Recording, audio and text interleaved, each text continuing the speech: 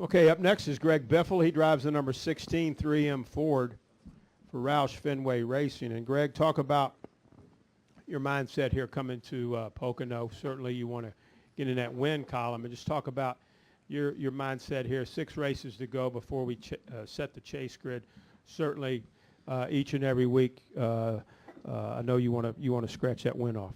Yeah, it's I think it's pretty obvious for all of us. This has probably been one of our tougher seasons, for our whole organization.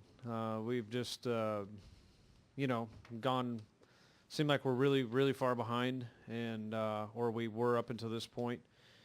And we really, really shed some light on where our whole organization was. We did a Michigan test prior to Indy, and found what I'm going to call a tremendous amount of speed in our race cars. We learned a significant amount, and went to Indy, and it really didn't pan out the way that we thought it was going to. We ended up 13th there, but still didn't have competitive speeds. Came back and spent 3 hours, half a day at the shop Monday in meetings, looking over our cars and understanding a little bit more about what we may be missing. And this is the fastest I've been this season when unloading off the truck. We were 3rd, 4th quick. That's faster than a lot of guys in qualifying trim, and we're in race trim. So we're really excited about how fast our car is here so far. Qualifying, we didn't, in qualifying practice, we didn't quite get the balance exactly where we wanted. And I know some guys, that was cooling off, and some guys went late, and we got bumped back. But I think we were about, when I got out of the car, we're about 12th or 14th on speed. So we got a little bit to close in on that. But more importantly, I feel good about where our car is on speed and race trim. It's been a long time. This season felt like it's been 3 years, the first 6 months. How hard we've worked trying to close the gap, but it feels like now weight's lifted off my shoulders. I know we haven't won any races, and we're 20th on the speed chart, I think, but I feel like we're in a much, much better situation going into these next 6 races than we have been so far. Thank you, Greg. We'll start over here with Claire B. Lang, and then we'll go to Nate. Go ahead, right here. Zachary.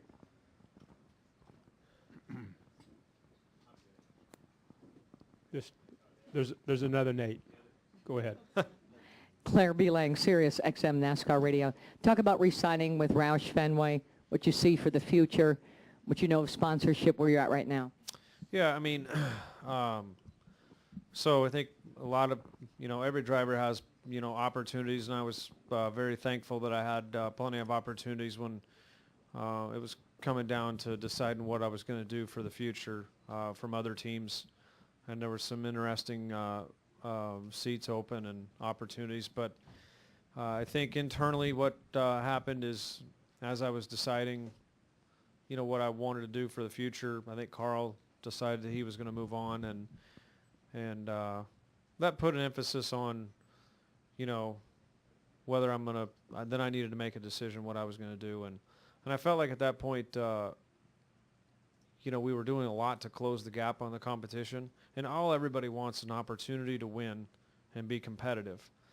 I've won over 55 races driving there and 19 Cup wins, and I just felt like we could get this thing turned around, and so I made the decision to stay and be the anchor for Roush Fenway, and do another 3-year contract. Regardless of sponsorship at that point, I made that commitment to stay, and it's been a tough 8 weeks since then.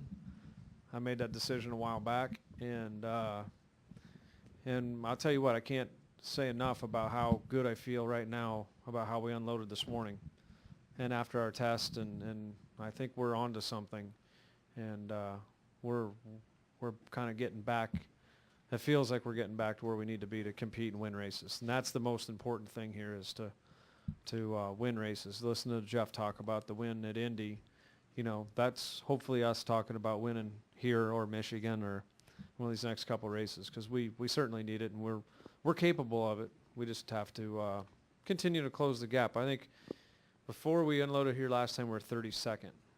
Now we're 6th. So we're on speed, we feel, or 8th. So we need to work on closing the gap from 8th to 1st, and I think we can do that. Let's go with Nate, and then we'll go to Chris.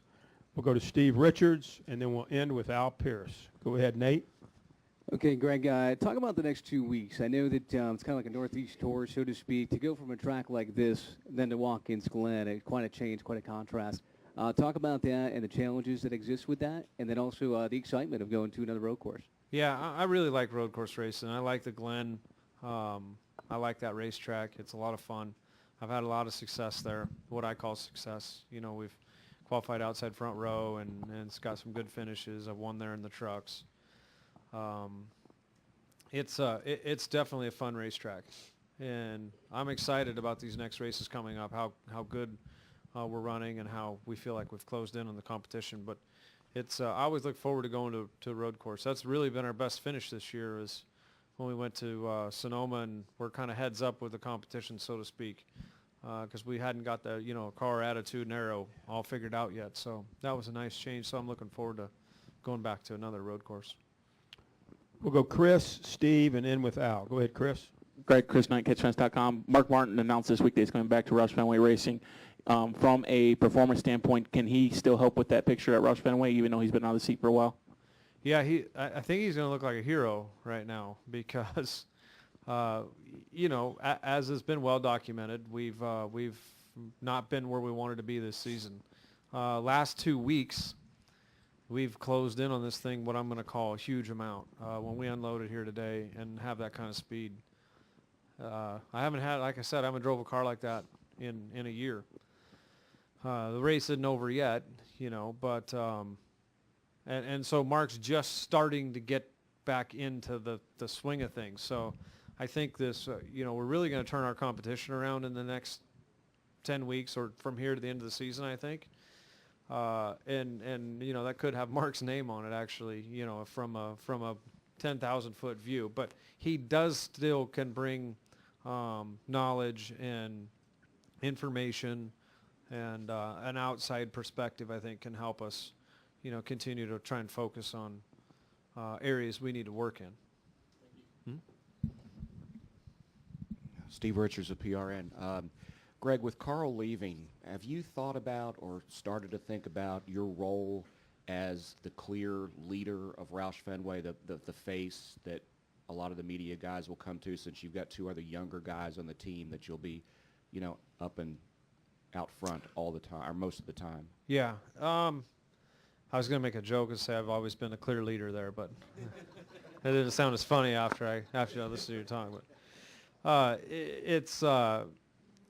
think when Matt left, we had that same thing. Who is it? It's Carl or Greg, and it's funny. So we did an interesting analysis of, my finishes and wins and performance over the last 3 years compared to his, and it's a pretty interesting stat to look at. But Carl's has been a great teammate and still brings a lot to our organization, even here today. We're looking at his setup. He's a 10th or 2 faster in qualifying trim, and that's going to be an asset that's going to be missed. But, I'm ready to spend more time at the shop and try and help this organization get faster. And we've worked really hard for the last month and have gained tremendously on it. So I look forward to, kind of carrying the flag and leading this organization. None of us are happy right now, but we're getting a heck of a lot better. I feel really good today. I can tell you that. Final question, Al. Hey, Greg, Al Pierce from Auto Week. A few minutes ago, Casey Kane was in here, and he said that nobody would drive differently toward Richmond than they would any other time of the year. Is that really the case, or the closer you get to the last qualifying race to make the chase, do things change a little bit?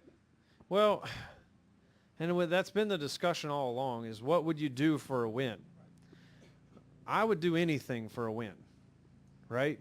But I'm running, last week I'm running 13th. There isn't a damn thing I can do to get from 13th to the front. You know what I mean?